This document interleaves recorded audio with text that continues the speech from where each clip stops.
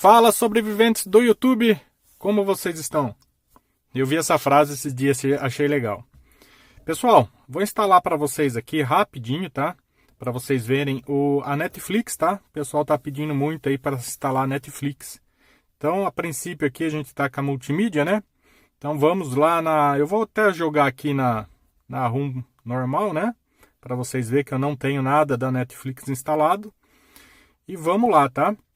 Eu vou dar um corte aqui depois na parte das senhas, porque minha senha é muito complicada, cara.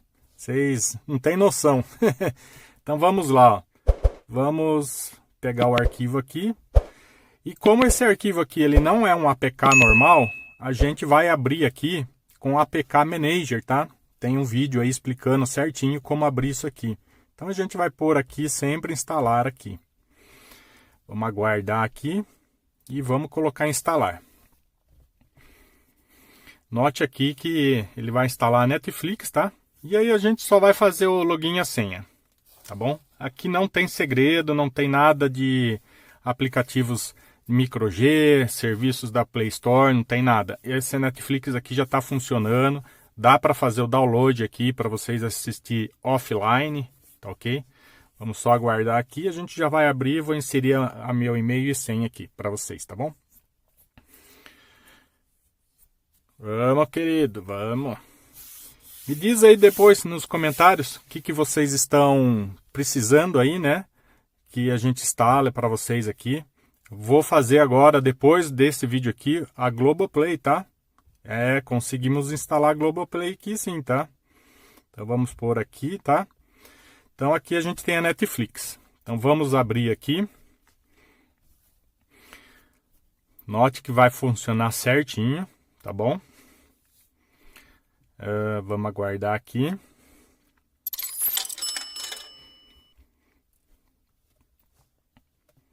E deixa aí nos comentários, tá? Compartilha aí com vocês. A gente gosta muito aí a gente quer chegar aí nos 1000 inscritos. Vou dar uma pausa aqui rapidinho, tá bom?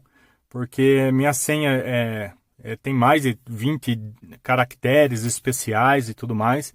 Então, para não ficar colocando aqui, cortando, editando lá, eu vou dar uma pausa aqui e volto aqui depois com vocês, tá bom?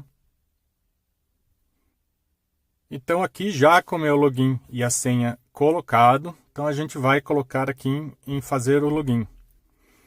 Não note aqui que a gente vai estar entrando, tá? Vou entrar aqui no perfil aqui que a gente tem.